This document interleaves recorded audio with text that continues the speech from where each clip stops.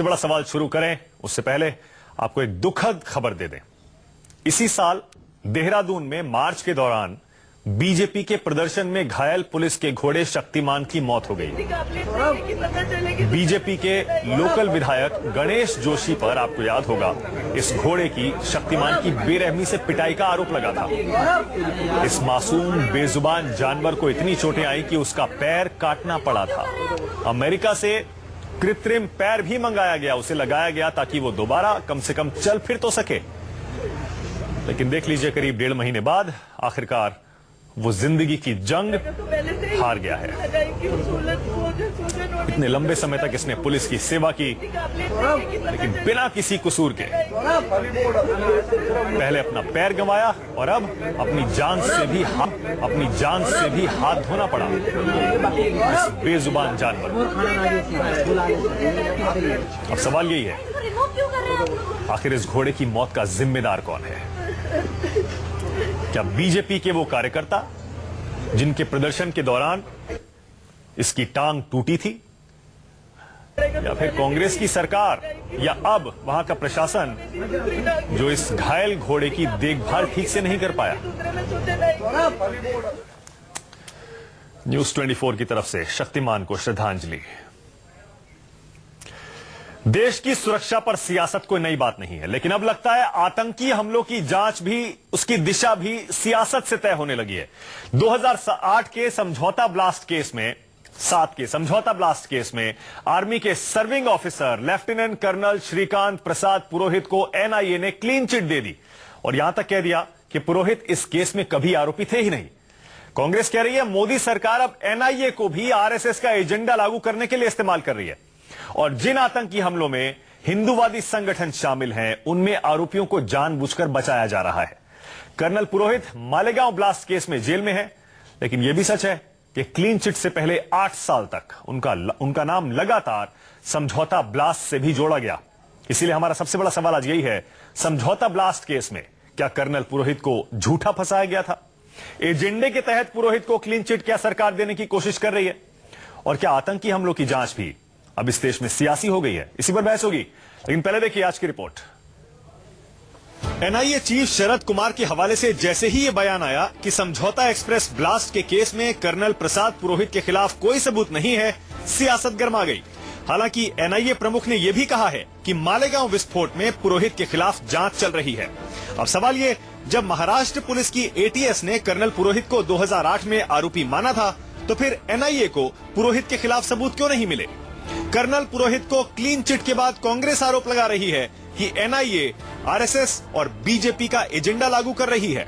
एक से अधिक बार हमने इस मंच से नेशनल इन्वेस्टिगेशन एजेंसी की निष्पक्षता और निष्पक्ष तरीके से जांच करने, न्याय करने और मुकदमा चलाने, उनकी क्षमता पर प्रश्न चिन्ह खड़ा किया है। और ये भारतीय राष्ट्रीय कांग्रेस नहीं कह रही, ये एनआईए की वकील, जिनको एनआईए के अधिकारियों के द्वारा मोदी सरकार के इशारे से प्रभावित करने का कुत्सित प्रयास किया गया, ये उन्होंने कहा।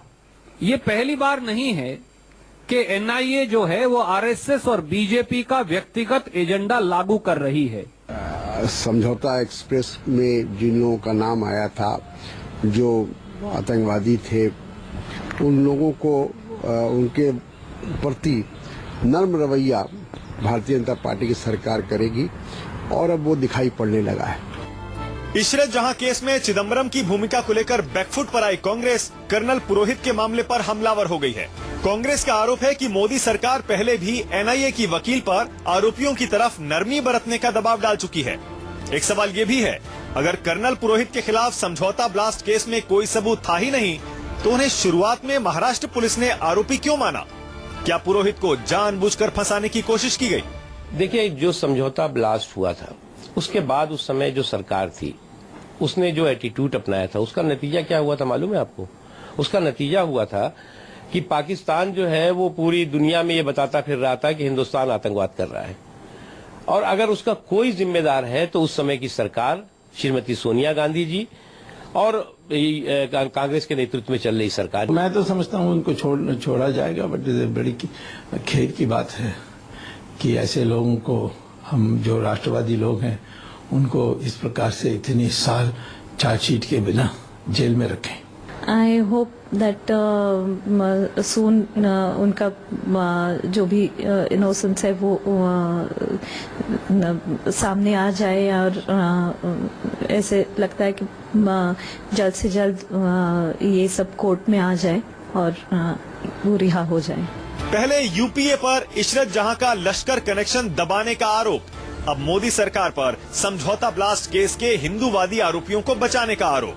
सवाल ये, क्या आतंकी हमलों की जांच भी अब इस देश में सियासत से तय हो रही है? और क्या ये हमारी सुरक्षा के साथ समझौता नहीं? प्रशांत देव, दिल्ली, न्यूज 24।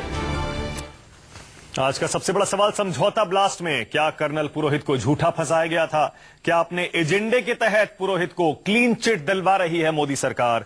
और क्या आतंकी हमलों की जांच भी अब इस देश में सियासी हो गई? इसी पर बहस होगी। बीजेपी से मेरे साथ संबित पात्रा जुड़ रहे हैं, कांग्रेस से अर्जुन मोटवाडिया साहब जुड़ रहे हैं, आरएसएस के विचारक Rakesh Sinha, defence expert GD Bakshi मेरे साथ जुड़ने वाले हैं, और सामाजिक कार्यकर्ता कमाल फारूकी जो कि चेयरमैन रह चुके हैं दिल्ली माइनॉरिटीज कमीशन के। आप सभी का स्वागत है। अगर लोग भूल गए हो, जरा याद दिला देता हूं मैं। 18 फरवरी 2007 को इंडिया पाकिस्तान के बीच चलने वाली समझौता एक्सप्रेस में ब्लास्ट हुआ था और उसमें बहुत से लोग मारे गए थे। और शुरू में महाराष्ट्र इसकी जांच हुई थी, उस जांच में महाराष्ट्र के मालेगांव ब्लास्ट की जांच कर रही एटीएस ने कोर्ट में कहा था, संबित पात्रा आप भी सुन रहे होंगे, मुझे पता है बहुत ध्यान से, 2008 में, और मैं ये मेरे पास ये रिपोर्ट भी है, 2008 में महाराष्ट्र की एटीएस ने कोर्ट में कहा कि मालेगांव ब्लास्ट के लिए जो आरडीएक्स यूज किया गया था वही आरडीएक्स शायद समझौता एक्सप्रेस में भी यूज किया गया था।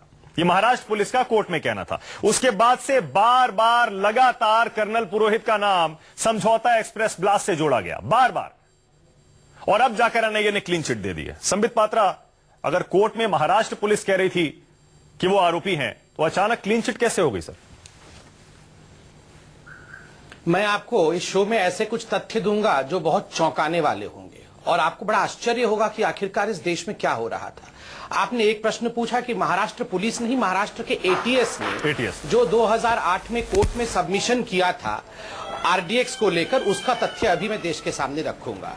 देखिए, जब मालेगांव का ब्लास्ट हुआ 2007 में, उसके पश्चात उस समय जो मालेगांव के साइट में पहुंची नेशनल सिक्योरिटी गार्ड, याद रखिए हमारी सरकार नहीं थी, नेशनल सिक्योरिटी गार्ड ने एक बाइट दिया कि no RDX was used but potassium chlorate and sulphur has been used as explosive. उसके ठीक कुछ घंटों के बाद होम मिनिस्टर शिवराज पाटिल, वो बीजेपी के नहीं, वो यूपीए के कांग्रेस के थे, उन्होंने कहा कि no RDX has been used but a new type of explosive has been used to bomb the Samjhauta Express. खुद होम मिनिस्टर ने कहा।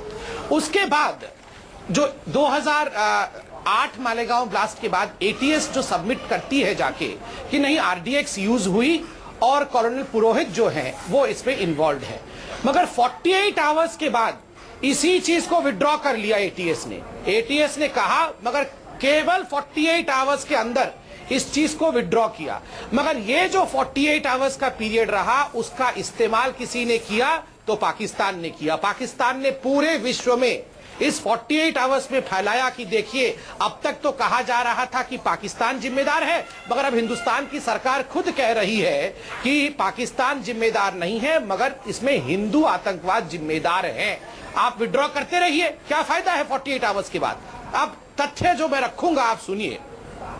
जब समझौता ब्लास्ट होता है, समझौता ब्लास्ट के बाद फरवरी 2007 में समझौता ब्लास्ट होता है, उसके पश्चात United nation security council committee on sanction 29/6/2009 को अपना रिपोर्ट जारी करती है। बीजेपी की नहीं है, संयुक्त राष्ट्र है ये, नंबर 1267। वो क्या कहती है? वो कहती है कि ये जो समझौता ब्लास्ट हुआ था, वो समझौता ब्लास्ट का जिम्मेदार है कासमानी आरिफ, जो कि एलईटी का मॉड्यूल है, और इसका फंडिंग अलकायदा और दाऊद इब्राहिम ने किया है। मुझे यह समझ में नहीं आ रहा है, जब यूनाइटेड नेशन ये कहती है, और तो और सुनिए चौंकाने वाली बात, खुद पाकिस्तान के इंटरनल मिनिस्टर रहमान मलिक जनवरी 2010 में ये मानते हैं कि समझौता ब्लास्ट पाकिस्तान मॉड्यूल द्वारा हुआ। और तो और यूनाइटेड स्टेट्स अमेरिका का जो ट्रेजरी बेंच है, उन्होंने, मैं पूरी रिपोर्ट लेके यहां बैठा हूं मानक, यूनाइटेड स्टेट्स के ट्रेजरी बेंच ने एक रिपोर्ट जारी की जिसमें कि उन्होंने पूरा कच्चा चिट्ठा खोला जिसने ये बॉम्ब ब्लास्ट किया है। उन्होंने कहा कि आरिफ कासमानी, संबित, हाँ, आरिफ कासमानी, ठीक है, आप सही कह रहे हैं, वो रिपोर्ट है। और हाल में ये भी रिपोर्ट आई थी, आरिफ कासमानी शायद अफगानिस्तान में अमेरिका की बॉम्बिंग में मारा गया। मैं सवाल ये पूछ रहा हूं, इसका मतलब आप उल्टे कांग्रेस की सरकार पे आरोप लगा रहे हैं कि कांग्रेस की सरकार के दौरान जितने भी हिंदूवादी नेताओं को आरोपी बनाया गया है, सिर्फ कर्नल पुरोहित की बात नहीं है, समझौता ब्लास्ट में और जो भी आरोपी हैं वो सारे हिंदूवादी नेता हैं। इसका मतलब उन सबको फंसाया गया है, आप ये कह रहे हैं? देखिए, मैं इतना कह रहा हूं कि अगर कर्नल पुरोहित या बाकी लोग दोषी थे तो उनके खिलाफ इतने वर्षों 2007 से लेकर आज तक चार्जशीट नहीं, उनके खिलाफ कोई सबूत नहीं। अरे हम तो नहीं थे ना सरकार में भैया, आप ही सरकार में थे इतने साल तक। हम सपोज अब मैनिपुलेट कर रहे हैं, आप क्या कर रहे थे? संबित, लेकिन एक बात तो बता दीजिए। नहीं संबित, इसका मतलब मैं कह रहा हूं असीमानंद सहित और जितने भी सारे आरोपी हैं, हिंदूवादी आरोपी हैं, आप कह रहे हैं उनको भी फंसाया गया है, यही माने ना आपकी बात से? तो देखिए, राहुल गांधी ने खुद अमेरिका में कहा कि एलईटी कोई खतरा नहीं है, ये हिंदू लोग खतरनाक हैं और हिंदू आतंकवाद ज्यादा खतरनाक है। ये तो राहुल गांधी और 10 जनपद का एक डिजाइन था। स्वाभाविक रूप से हिंदुओं को बदनाम करने के लिए, हिंदुओं के खिलाफ एक षड्यंत्र करने के लिए जिस प्रकार एलईटी को और पाकिस्तान को बचाने की कोशिश 10 जनपद से हो रही थी, मुझे तो कभी कभी शक होता है कि एलईटी और 10 जनपद का क्या संबंध? एक सेकंड, संबित, नहीं, इस तरह की बात नहीं, संबित पात्रा, प्लीज इस तरह की बात नहीं है, संबित नहीं, प्लीज, क्यों ना करूं? नहीं, प्लीज नहीं, इस तरह के आरोप ना लगाएं। एक सेकंड, ये आरएसएस को आईएसआईएस बता दे तो आप लोग डिबेट करते हैं उस पे। नहीं, पॉलिटिकल आर्गुमेंट रखिए, लेकिन आप आईएसआईएस बता दे पर्सनल इस तरह के एलिगेशन बिल्कुल नहीं। संबित प्लीज, नो, बिल्कुल नहीं, बिल्कुल नहीं, प्लीज एक सेकंड। अच्छा ठीक है, आपका पॉइंट हो गया संबित, एक्सक्यूज मी, जब आपका पॉइंट हो गया संबित, एक सेकंड, आपका पॉइंट हो गया, एक सेकंड, आप लोग मुस्कुरा के उसमें डिबेट करते हैं। और मैंने सर इसलिए डिबेट करते हैं क्योंकि वो मामला कोर्ट में है, चार्जशीट फाइल हुई है, आरोपी जेल में है, इसलिए इस पे डिबेट हो रही है। नहीं, आरएसएस और आईएसआईएस का कौन सा मामला कोर्ट में है? नहीं, आरएसआईएस नहीं, आरएसएस और आईएसआईएस एक जैसे हैं, तो उस समय तो बड़ा डिबेट कर लेते हैं आप लोग। अच्छा ठीक है, जब मैं बता रहा हूं 10 जनपद का एलईटी से संबंध है, तो सबको परेशानी क्यों हो रही है? पर्सनल एलिगेशन छोड़ दीजिए आप। मोटवाड़िया साहब ये बताइए, पॉइंट यही है, जब कर्नल पुरोहित के खिलाफ कोई एविडेंस है ही नहीं, एनआईए चीफ खुद कह रहे हैं कोई सबूत नहीं है, तो 8 साल तक सोचिए जरा, बार बार उनका नाम आना, सिर्फ उन 2 दिनों के महाराष्ट्र एटीएस के उस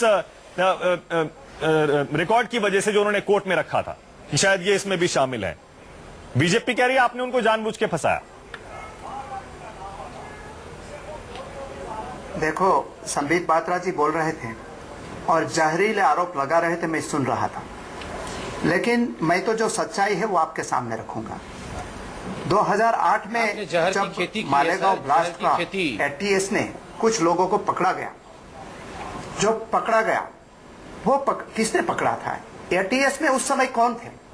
हेमंत करकरे, जो 26/11 के जो शहीद हमारे आईजी थे, वो हेमंत करकरे ने ये मालेगांव ब्लास्ट में जो संघी टेरर लोग थे उनको पकड़ा और कहा कि ये लोग ने ब्लास्ट करवाया है। उसके बाद कर्नल पुरोहित का नाम आया और कर्नल पुरोहित के जो साथी थे सुधाकर चतुर्वेदी, उनके घर से जो ब्लास्टिंग मटेरियल पाया गया, वही ब्लास्टिंग मटेरियल टेस्ट जो लेबोरेटरी में एफएसएल में रखा गया, तो मालेगांव और समझौता एक्सप्रेस दोनों में ये यूज। तो चार्जशीट क्यों नहीं किया? जब ये सब कुछ पता था तो चार्जशीट क्यों नहीं किया? मैंने आपको संबित पात्रा जी बहुत देर से सुना है, ये बहुत गलत है। और जो कर्नल पुरोहित है, ये 65 साल से आपको सुन रहे थे हम लोग, अब नहीं सुनने वाले। एक मिनट, संबित को बोलने नहीं, ये गलत बात है, माफ कीजिए, बहुत बढ़िया, सब कंप्लीट कर सकता, जैसी तरह टेरर यहाँ भी फैलाते हैं। आप बोलिए। ना ऐसे ही चलेगा साहब, ये आतंकवादियों को आप बचाते रहेंगे, हम बचाने नहीं देंगे। अब हम इंटरेस्ट करेंगे आपको। आतंकवाद संघ से जुड़ा हुआ है, बिल्कुल। और संघ ने आतंकवादियों को आतंकवाद बचाएंगे, कर्नल इशरत जहां को पुरोहित का बचाएंगे, recording है। पाकिस्तान को कर्नल बचाएंगे तो पुरोहित बचाने का नहीं recording देंगे। है। ये आपको इंटरप्ट कर देंगे, आपकी डिजाइन को खत्म कर देंगे। संबित एक सेकंड उनको पॉइंट तो रखने दीजिए पूरा अपना। मोडवाडिया साहब कंप्लीट करिए आप। सुनील जोशी उसमें इन्वॉल्व थे, कर्नल तो इन्वॉल्व थे तो चार्जशीट क्यों नहीं है, यही तो पूछ रहे हैं। उन्होंने कहा अरे चार्जशीट बिल्कुल झूठ बोल रहे हैं कि ये कर्नल पुरोहित ने रिपोर्ट रखा था कि उसमें कर्नल जो सुनील जोशी और इंद्रेश कुमार जो आरएसएस के लोग हैं वो उसमें इन्वॉल्व थे, ये उन्होंने कहा है। दूसरी बात, जो कर्नल पुरोहित को पकड़ा गया तो चार्जशीट क्यों नहीं फाइल किया, सब कहा था तो। मेजर जनरल जो राजीव श्रीवास्तव है, राजीव श्रीवास्तव, मेजर जनरल श्रीवास्तव ने उनको जब ऐसा लगा कि वो इन्वॉल्व है तब पकड़ के उसको मुंबई एटीएस को उसको सुपुर्द कर दिया।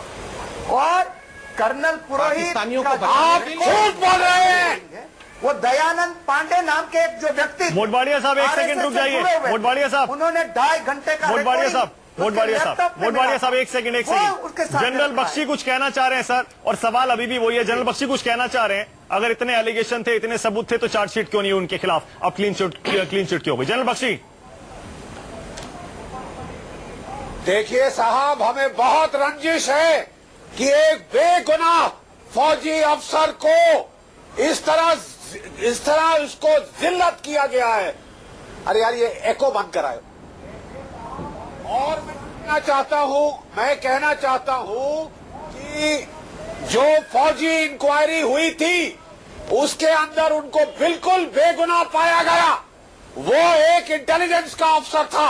इंटेलिजेंस के अंदर कोई आरडीएक्स नहीं होता। आप कांग्रेस वाले अपने फैक्ट चेक करिए। आपने एक बेगुनाह इंसान के ऊपर बेबुनियाद इल्जाम लगाए हैं और 8 साल आपने उसको कैद रखा है। चार्जशीट क्यों नहीं फाइल की आपने? जो आर्मी की कोर्ट ऑफ इंक्वायरी थी उसके अंदर बिल्कुल उसे बेगुनाह पाया गया था।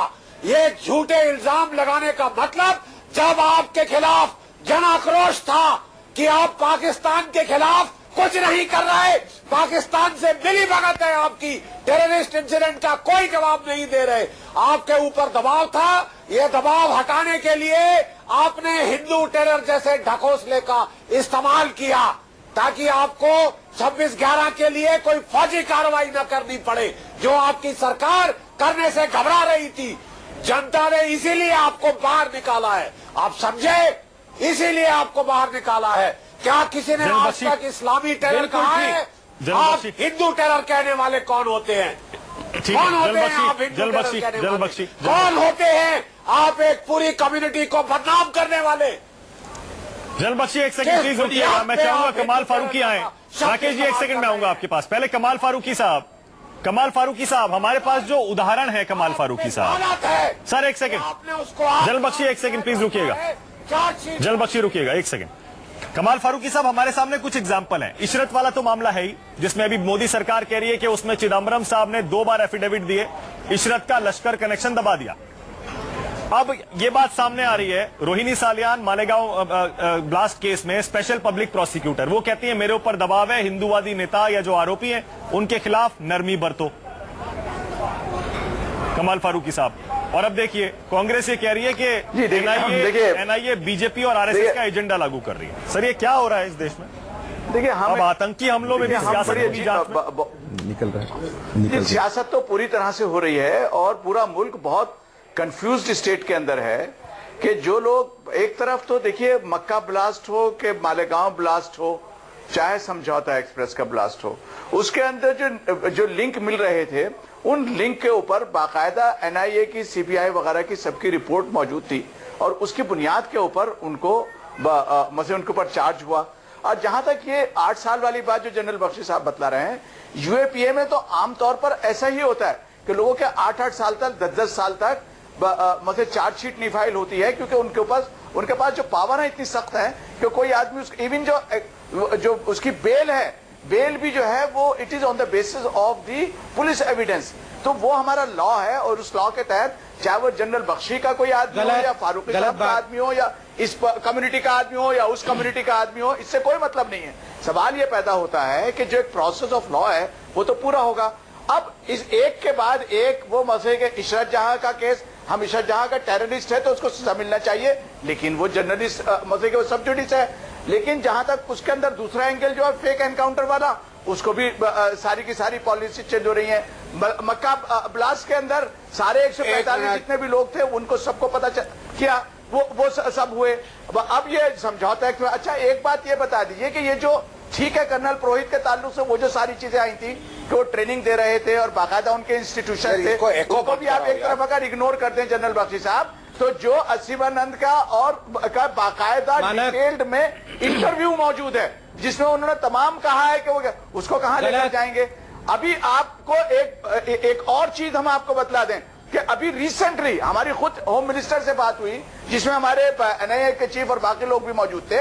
हमने उनसे कहा कि वेस्टर्न यूपी के अंदर 25,000 लोगों की एक फौज तैयार हो रही है हिंदू सेना के नाम से। टाइम्स ऑफ इंडिया के अंदर आया कि बाकायदा जहां तक रिवॉल्वर और सारी चीजें सिखलाई जा रही हैं। कुछ दिन बाद पता चलेगा। मानक जी, अच्छा कमाल फारूकी साहब, आपने कई बातें एक एक करके गिना दी। ब्रेक पर जाने से पहले मैं राकेश जी से एक कमेंट जरूर चाह रहा हूं, क्योंकि राकेश जी देखिए ये 5 ब्लास्ट हैं जिनका जिक्र कमाल फारूकी भी कर रहे हैं। समझौता है, मक्का मस्जिद है, अजमेर ब्लास्ट है और मालेगांव ब्लास्ट तो है ही। मालेगांव में दो बार ब्लास्ट हुए, 6 में और 8 में। राकेश जी मुझे तो कमाल फारूकी जी पे ही शक होता है। एक सेकंड राकेश जी, मैं चाहूंगा आप बोले। आरोप कांग्रेस ये लगा रही है कि अब आरएसएस मोदी सरकार का इस्तेमाल कर रही है ताकि एजेंडा वो लागू हो जाए। संघ का जितने हिंदूवादी नेता पर आरोप लगे हैं उनको क्लीन चिट मिल जाए। राकेश जी, देखिए मैं एक छोटी सी बात कहना चाहता हूं कि आतंकवाद के ऊपर राकेश जी देखिए आतंकवाद के प्रति यदि हम राजनीति करेंगे तो हम अपने ही साथ मजाक कर रहे हैं, चाहे कम्युनिटी के आधार पर करें या राजनीतिक दल के आधार पर करें, नहीं होना चाहिए। देश में संस्थाओं का अवमूल्यन, एनआईए का अवमूल्यन किस हद तक हुआ है, गृह मंत्रालय का अवमूल्यन किस हद तक हुआ है, हम यहाँ ट्रायल कोर्ट नहीं बने। मैं एक घटना उद्धृत करता हूँ। श्रीकांत पुरोहित ने भारत के गृह मंत्री शिंदे को क्या पत्र लिखा? वो आर्मी का व्यक्ति था, जेल में बंद है। उसने कहा कि मुस्लिम अंडर ट्रायल और हमारे बीच एक पैरिटी स्थापित कीजिए, उनको जो अधिकार मिल रहा है उतना अधिकार दीजिए। बताइए क्या मैं गलत बोल रहा हूं मोटवारिया साहब? श्रीकांत पुरोहित के उस पत्र को आपने कूड़े के में फेंक दिया। दूसरी बात मैं कहना चाहता हूं, श्रीकांत पुरोहित काउंटर टेररिज्म लीड कर रहे थे कश्मीर में 2002 से 5 तक। उस काउंटर टेररिज्म को लीड करने वाले को टेररिस्ट घोषित करने के पहले एक पॉलिटिकल स्क्रिप्ट था हिंदू टेररिज्म का। चूंकि मुस्लिम इस्लामिक टेररिज्म की बात पूरी दुनिया में चल रही थी तो सोनिया गांधी, राहुल गांधी के नेतृत्व में कांग्रेस ने एक नया स्क्रिप्ट लिखा हिंदू टेररिज्म का, एक समानांतर स्थापित करने का। नहीं तो भारत का गृह मंत्री जिसके पास सभी सूचनाएं होती हैं, उसने जयपुर के कांग्रेस के अधिवेशन में कहता है कि आरएसएस के कैंप में बम बनाए जाते हैं, आर्म्स की ट्रेनिंग दी जाती है, बाद में माफी मांगता है। चिदम्बरम साहब ने किस तरह से हलफनामा चेंज किया पूरे देश के सामने है। तो मुझे लगता है कि एनआईए को कांग्रेस का डर्टी ट्रिक डिपार्टमेंट के रूप में उपयोग किया जाता है, जिसका मूल उद्देश्य था आरएसएस को कटघरे में खड़ा करना। आज फारूकी साहब से एक अंतिम सवाल मैं पूछना चाहता हूं, मोटवारिया साहब से जवाब दे दें। चलिए ये तो समझौता एक्सप्रेस पर ट्रायल होगा और बात निर्णय आ जाएगा। एक जो दिल्ली में घटना घटी और उसमें जो मोहन चंद्र शर्मा शहीद हुए, क्या आप उनको शहीद मानने के लिए तैयार हैं या नहीं? आप बता दीजिए। जिसको भारत सरकार में भारत के महामहिम राष्ट्रपति ने अशोक चक्र से नवाजा, उसको कांग्रेस के महामंत्री मानने को तैयार नहीं है। राकेश जी, फारूकी साहब मानने को तैयार नहीं है। जायज सवाल है, देश दे रहे हैं। और एक पंक्ति सुन लीजिए, जल्दी से एक पंक्ति सुन लीजिए। 2007 से लेकर 14 तक जिस ढंग से आरएसएस को कटघरे में खड़ा करते रहे ये लोग, आज इनकी जुबान बदल रही है क्योंकि सच्चाई सामने आ रही है। निर्दोषों को फंसाकर भारत की सेना को कटघरे में खड़ा करके पाकिस्तान के पक्ष में खड़े होने वाली कांग्रेस पार्टी के पास नैतिक अधिकार नहीं है। चलिए सर, एक छोटा सा ब्रेक लेना पड़ेगा मुझे। देख रहे हैं आप, दोनों तरफ से सवाल ही सवाल है, दोनों तरफ से सवाल ही सवाल है। इधर का सवाल या आरोप यह है कि आपने जांच को प्रभावित किया, इधर का सवाल या आरोप यह है कि आपने जांच को क्यों प्रभावित किया। छोटा सा ब्रेक ले रहे हैं, लेकिन सवाल अभी भी वही है हमारा ब्रेक के बाद भी। कर्नल पुरोहित के खिलाफ अगर कोई सबूत नहीं था, एक आर्मी का सर्विंग लेफ्टिनेंट कर्नल, अगर कोई सबूत नहीं था तो 8 साल तक समझौता ब्लास्ट केस में उसका नाम क्यों बदनाम किया गया? आज का सबसे बड़ा सवाल ये, समझौता ब्लास्ट में कर्नल पुरोहित को क्या झूठा फंसाया गया था? क्योंकि अब एनआईए के चीफ शरद कुमार कह रहे हैं पुरोहित के खिलाफ कोई सबूत था ही नहीं, वो कभी अक्यूज थे ही नहीं। और जैसा कांग्रेस आरोप लगा रही है, क्या एजेंडे के तहत कर्नल पुरोहित को क्लीन चिट मोदी सरकार दे रही है? इसी पर बहस हो रही है। मोटवाड़िया साहब, आप बहुत गंभीर आरोप लगा रहे हैं। आप ये कह रहे हैं कि अब राष्ट्रीय सुरक्षा पर समझौता कर मोदी सरकार संघ का एजेंडा लागू कर रही है। कौन सा एजेंडा लागू कर रही है सर, और क्यों? देखो, मैं कर्नल पुरोहित है, उन्होंने जो मिलिट्री के कोर्ट ऑफ इंक्वायरी थी उनके सामने जो निवेदन रखा था, उन्होंने कहा कि हमें जासूसी कर रहा था, और इस जासूसी में मुझे मालूम हुआ था कि जो आरएसएस के इंद्रेश कुमार और सुनील जोशी हैं, वो सब लोग ये ब्लास्ट करवाने में इन्वॉल्व हैं। नंबर 1। नंबर 2, कर्नल पुरोहित को क्यों पकड़ा गया? ये किसने पकड़ा? जो मिलिट्री के राजीव श्रीवास्तव हैं, जो सीनियर थे कर्नल पुरोहित, उन्होंने इंक्वायरी करवाई और मिलिट्री हेडक्वार्टर की सूचना पर उनको पकड़ के एटीएस के पास लाया गया और उसको सौंप दिया गया।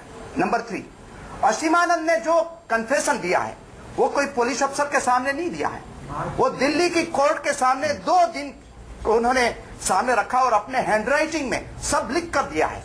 और ये असीमानंदन कौन है? वो गुजरात के हैं।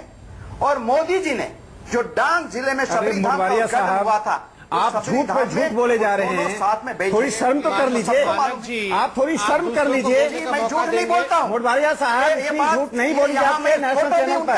असीमानंद और नरेंद्र मोदी दोनों का कर्नल पुरोहित, मैं आप भी आपके सामने बता सकता हूं। कर्नल पुरोहित इतने दोषी थे तो ट्रायल क्यों नहीं शुरू किया? इलेक्शन गुजरात से उनको जेल में सराहने के लिए रखा। अच्छा राकेश जी, एक सेकंड, उनको पकड़ा। अरे मोटवाड़िया साहब, राकेश जी, मोटवाड़िया साहब, भारत की सेना पर, भारत की हिंदू जनता पर जो आरोप लगा रहे हैं, उस आरोप ने कांग्रेस को खारिज कर दिया। राकेश जी, एक सेकंड रुक जाइए प्लीज। मेरे सवाल का जवाब मुझे मिला नहीं है।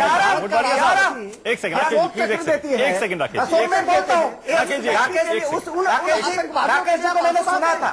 राकेश जी, एक सेकंड, झूठ बोल रहे हैं। किस राकेश जी को मैंने सुना था। मैं कोई मुझे भी सुनने की उसको तारीफ होनी चाहिए। नाम आपने पीछे राकेश जी बदनाम किया, इसलिए नाम आप भुगत रहे हैं। राकेश जी, एक मिनट सुन लीजिए। मोटवाड़िया साहब, राकेश जी संघी टेररिज्म का हिस्सा था। दुनिया के सामने संघी टेररिज्म का हिस्सा था। 2005 से लेकर 2007 तक यही चलता रहा। अरे 11 मोबाइल रिकवर हुए जो आईईडी में यूज हुआ था। क्या कहा? वो मक्का मस्जिद में, झूठ बोल रहे हैं। मालेगांव में, समझौता एक्सप्रेस में, सभी जगह एक ही तरह से उसका उपयोग किया गया। और बाटला हाउस, नांदेड़ में सोनिया गांधी जी बाटला हाउस केस में क्यों आंसू आ रहे थे? वो एक्सीडेंट में सोनिया गांधी एक बजरंग दल आरएसएस का कार्यकर्ता माना गया। राकेश जी, एक मिनट, राकेश वहाँ भी जी आपको मौका दूंगा। संबित आपके पास दिया। एक सेकंड राकेश जी, सुन लीजिए। मैं चाह रहा हूँ कि कंप्लीट कर रही है। समझौता मोटवाड़िया साहब को ये नहीं लगना चाहिए कि इनको मौका नहीं मिला। आरएसएस के खिलाफ लोग क्या करने के लिए बैठे हैं? सुनील जोशी को इसलिए मारा गया कि वो मालूम था। हरण पंड्या को। अरे कौन? आप जाइए कोर्ट में, आप जाइए कोर्ट में जाकर विटनेस बनिए। किया गया क्योंकि वो मोदी जी के बारे में बहुत सारी बात। अच्छा, आप देखिए अब कहां से कहां ले गए मोटवाड़िया साहब। राकेश जी, एक सेकंड, मेरे सवाल का जवाब नहीं मिला मुझे अभी। मैं जरा दोबारा पूछ रहा हूँ मोटवाड़िया साहब से। एक सेकंड राकेश जी, प्लीज एक सेकंड। एक हिस्सा मोटवाड़िया साहब, मोटवाड़िया साहब, मोटवाड़िया साहब, मोटवाड़िया साहब, मोटवाड़िया साहब, एक सेकंड सर, मेरे सवाल का जवाब नहीं मिला सर। मैं ये पूछ रहा था कौन सा एजेंडा है संघ का जिसे मोदी सरकार लागू कर रही है सर? कौन सा एजेंडा कह रहे हैं आप? एजेंडा क्या है वो? हलफनामे को बदल देते हैं। जो देखो एजेंडा ये है, एनआईए और सीबीआई दोनों का उपयोग करके रिपोर्ट के साथ बैठा हूं। सरकारी वकील है चाहते हैं कि मुंबई में उनको सूचना दी गई बोलने दीजिए। आप ये समझौता एक्सप्रेस हो या मालेगांव हो, उस पर सौंप जाइए। मानक जी, ऊपर से सूचना आप केवल कांग्रेस को सुनाने बैठे हैं। आप बीजेपी को बोलने नहीं दे रहे हैं। आज ऐसा ही है। ठीक है सर, एक सेकंड अरे राकेश जी, एक सेकंड राकेश जी, एक एक करके बोलेंगे तब सबको सुनाई देगा। राकेश जी प्लीज, राकेश जी आ रहा हूँ। टेररिज्म, संघी टेररिज्म हो, मोटवाड़िया साहब, आईएसआईएस का टेररिज्म हो, नक्सलाइट का टेररिज्म हो, सभी टेररिज्म। ठीक है सर, आपका पॉइंट हो गया सर। एक सेकंड रुकिएगा। संबित पात्रा बहुत देर से हाथ में कुछ कागज लेके बैठे हैं। संबित एक सेकंड आप बोलिएगा, मैं आपको पूरा मौका दे रहा हूं। शुरू में भी दिया था मैंने आपको मौका। आप बार बार ये मत कहिए संबित कि सर सिर्फ कांग्रेस बोलेगी या सिर्फ ये बोलेंगे। आप पूरा उठा के देख लीजिएगा, आपको ही ज्यादा टाइम मिलता है क्योंकि आप रूलिंग पार्टी है। संबित अब बोलिए आप। नहीं, मैं वैसा कुछ नहीं कह रहा हूं। बोलिए, मेरा सिर्फ इतना कहना है कि चूंकि मैं तथ्यों के साथ बैठा हूं, रिटॉरिक डिबेट नहीं कर रहा हूं। आप देखिए, जब 2007 में देश को ये सब सच्चाई जानना चाहिए। 2007 में जब समझौता ब्लास्ट हुआ, उसके बाद हमारी पुलिस नहीं थी उस समय एनआईए, एनएसए ने किसको पहले गिरफ्तार किया? सिमी, जो बैंड स्टूडेंट ऑर्गेनाइजेशन था, उसके लोगों को गिरफ्तार किया। और अप्रैल 2007 में, फरवरी में समझौता ब्लास्ट हुआ, अप्रैल 2007 में इन लोगों को नार्को टेस्ट को सब्जेक्ट किया गया। उसका रिपोर्ट सबमिट है बकायदा साहब। रिपोर्ट में कहा गया है कि सिमी के बच्चों ने, मतलब जो कार्यकर्ता है, उन्होंने ये किया है along with LET,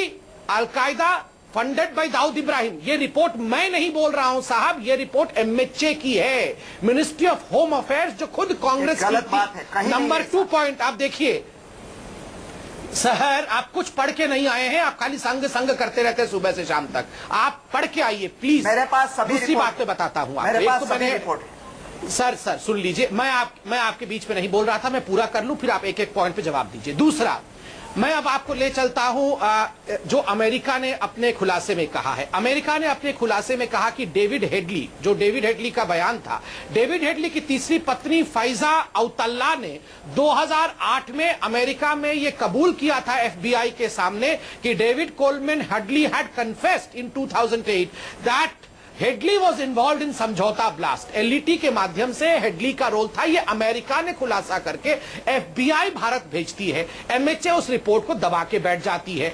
United nation, संयुक्त राष्ट्र, जहां वो आजम खान भाग के जा रहे थे ना इंडिया के खिलाफ कंप्लेन करने के लिए, वो संयुक्त राष्ट्र 1267 उसके जो रिपोर्ट का नंबर है बता रहा हूं, उसमें पूरा समझौता ब्लास्ट का कच्चा चिट्ठा, कौन कौन व्यक्ति पाकिस्तान से, सब कुछ लिख के दिया। और साहब खुद पाकिस्तान मान रही है, रहमान मलिक जो उनके होम मिनिस्टर है वो मान रहे हैं कि हां समझौता ब्लास्ट पाकिस्तान ने ठीक है, समय देख सके फिर भी कांग्रेस पार्टी कह रही है ठीक है, आपने भी नहीं, ये हिंदुओं ने ठीक है, आपने भी वो सारे एविडेंस या सारे इंस्टेंस गिरा दिए। मैं सुनिए, जल्दी से कमाल, मैं 10 सेकंड और लूंगा। कमाल फारूकी साहब, देखिए मैं उनका सम्मान भी करता हूं, मगर कमाल फारूकी साहब वही व्यक्ति है जो कह रहे थे यासीन भटकल को इसलिए गिरफ्तार कर लिया क्योंकि वो मुसलमान है। देखिए, ये हिंदू मुसलमान में आप बांटते हैं आतंकवादियों को। यासीन भटकल को आप एस्केप रूट दे रहे बहुत ही झूठे आदमी हैं, पेंशन दे रहे हैं हम सबको। आप बहुत ही झूठे आदमी हैं। मैं झूठा नहीं हूं, बात कर रहे हैं जो मैंने कही नहीं है। नहीं, अरे समाजवादी पार्टी से अलग ही इसीलिए हुआ साहब। आप बताइए, अरे न्यूज 24 ने भी ये चलाया था, ये सारा रिपोर्ट हर जगह चली थी सर। यासीन भटकल मुस्लिम है, हम देखिए पर्सनल होने के बजाय मुद्दे पे आ जाए। हर न्यूज में हेडलाइन। हम एक सेकंड प्लीज देखिए, पैनलिस्ट का पर्सनल क्या है, हम उसके बैकग्राउंड में नहीं जा रहे। फारूकी साहब, आप मुद्दे पे बोलिए। नहीं, पर्सनल में नहीं जा रहा। एक सेकंड, आप फिर पर्सनल में नहीं जा रहा। पर्सनल एलिगेशन मत लगाइए। पैनलिस्ट में जो भी लोग हैं वो अपनी अपनी राय रख रहे हैं फैक्ट्स के साथ। एक सेकंड व्यक्ति है, प्लीज। ओके, जनरल बख्शी वो सम्मानित व्यक्ति है, ठीक है, वो सम्मानित व्यक्ति है, मैं उनका सम्मान करता हूं। बस इतना काफी है। मगर मैंने जो कहा वो ऑन रिकॉर्ड है। बस जनरल बख्शी, एक सेकंड में आ रहा हूं। पहले कमाल फारूकी, आपको अपना रिकॉर्ड चेक करना चाहिए, वो आज भी रिकॉर्ड है। कमाल फारूकी मुद्दे पे बोलिएगा सर। हाँ बिल्कुल मुद्दे बोल रहा हूँ, संपत की तरह नहीं हूँ कि मुद्दे पे नहीं बोल रहे, कहीं इधर उधर चले जाएं। हाँ बोलिए सर। मैंने आपसे जब बात करी थी उस कहाँ गया साहब, पूरा देश जानता है ये बात। इंसिडेंसेस बतलाए थे और मुझे बहुत अफसोस है, मैं बहुत इज्जत करता हूँ हमारे सेक्रेटरी साहब की, क्योंकि हम दोस्त हैं। इसको हिंदू और मुसलमान बनाकर आप क्यों पेश करने की कोशिश कर रहे हैं? टेररिज्म तो टेररिज्म है। आपने मुझसे क्वेश्चन पूछा था कि भाई जो हमारे शर्मा साहब जो शहीद हुए थे, तो आप उनको शहीद मानते नहीं मानते? मैं ऐसे हर उस ऑफिसर को जिसने टेररिज्म के खिलाफ लड़ने के लिए अपनी जान दी है, मैं उसको शहीद मानता हूं। वो मुल्क का एक बहुत अजीम सिपाही थे। लेकिन जो इसमें जो तथ्य वो ये हैं कि बाकायदा महाराष्ट्र हाईकोर्ट का फैसला है ये कि जब कभी भी एनकाउंटर्स हों, उन एनकाउंटर्स की बाकायदा जुडिशनल इंक्वायरी होनी चाहिए, ताकि दूध का दूध पानी का पानी हो जाए। अगर हम इस तरह की कोई इंक्वायरी की आपसे तलब करते हैं, तो इसका मतलब ये नहीं है कि हम शर्मा साहब की शहादत के ऊपर कोई उंगली उठा रहे हैं। अलबत्ता हम ये चाहते हैं कि सही तरह का पता चलना चाहिए। ठीक है। अब जहां तक मैंने आपको 5 केसेस बतलाए, मैंने आपको 5 केसेस बतलाए थे और मैंने लेटेस्ट केस आपको ये बतलाया, टाइम्स ऑफ इंडिया की रिपोर्ट है और बाकायदा वो चैनल लाया, टाइम्स ऑफ इंडिया की रिपोर्ट है और बाकायदा वो चैनल पर चली है। वेस्टर्न यूपी के अंदर 25,000 लोगों की एक फौज जिसका नाम रखा गया हिंदू सेना, वो तैयार की जा रही है, उसको बाकायदा आर्म्स बतलाए जा रहे हैं। मैं नहीं कह रहा हूं ये बात, कभी आप कह रहे हो कि मैं कह रहा हूं, ये बाकायदा टाइम्स ऑफ इंडिया की रिपोर्ट है और हर जगह रिपोर्ट हुई है। अच्छा ठीक है, आप उसके ताल्लुक से क्या कहना चाहेंगे? ठीक है, एक सेकंड। ऐसे तमाम लोग, चाहे वो हिंदू हो या मुसलमान हो, वो देशद्रोही हैं। अच्छा एक सेकंड, राकेश सिन्हा, क्योंकि आपकी तरफ था कमाल फारूकी का इशारा, जल्दी से आप जवाब देंगे राकेश सिन्हा, जल्दी से। ब्रेक लेना सर, जनरल बख्शी ब्रेक के बाद आऊंगा सर। मैं सिर्फ दो बातें कहना चाहता हूँ।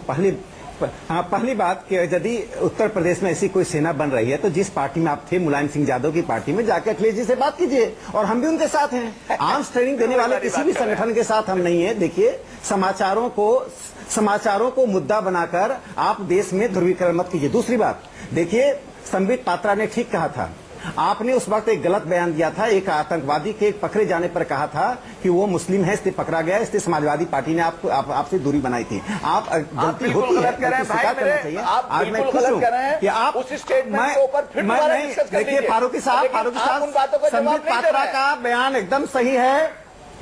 नहीं, संबित पात्रा, मैं आ रहा हूं। आपने आज बाटला हाउस के इनकाउंटर में मारे गए मोहन चंद शर्मा जी को शहीद माना, मैं आपका अभिनंदन करता हूं, लेकिन बाटला हाउस इनकाउंटर में जो आतंकवादी थे उनके पक्ष में आप खड़े रहे हैं।